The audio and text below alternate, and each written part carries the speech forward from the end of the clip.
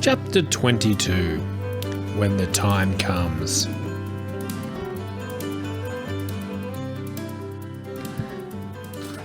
That Wednesday, I told Pop about the refugees. And Luca goes there after work, sometimes, just to help out, I explained. Mostly he says they want people to talk to, test their English out now and show them how to play Aussie rules. Shame, you couldn't give those poor souls my flat to stay in, Pop said. But you'll be needing it when you come back. We just got word that after 6 months, Pop would finally come home in the first week of July. His ribs were healed up and he'd swapped his walking frame for a stick to get around. Of course, Pop said. I just meant if I wasn't needing that old flat back, one of them could have had it.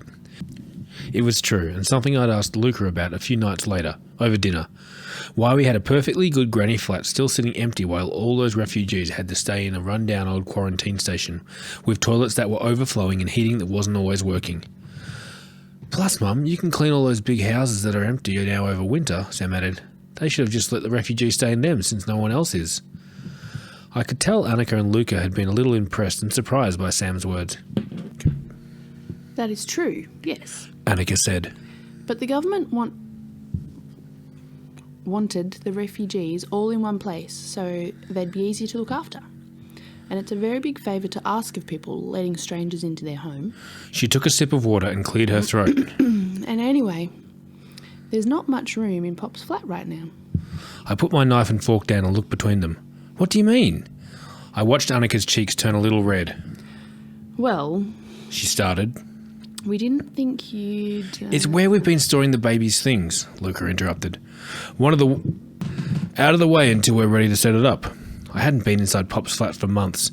It was bad enough staring at it from the back porch or kitchen window, knowing it was sitting there, empty and waiting for him, same as me. But you have to get rid of them, I said, and then frowned when I thought of how that must sound. I mean, you can't keep them there. Pop's coming back soon, and he'll need the flat.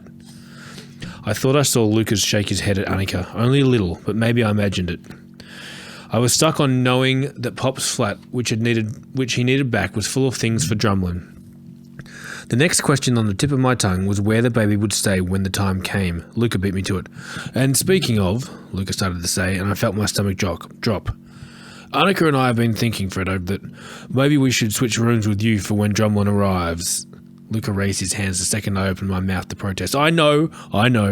But what was fine when it was just me in the back room isn't going to work so well when it's me and Annika and a crib and your room. Mum's room, I snapped back, and Luca sighed. We've talked about this, Fredo, he said, that it would be more convenient for three of us. It's the only one that's big enough. We're still working out the logistics, though, Annika said, and then she and Luca frowned at each other, and each raised their eyebrows in a way that would have made Mr. Curry proud. Nothing's set in stone. Annika finished and smiled tightly at Luca. Luca shook his head, but it really would be the best and help us all out. I thought you said we had talked to each other more, I said, and I shoved my chair back from the table. But you've already decided without asking me, haven't you? Luca sighed and rubbed his hand over his head.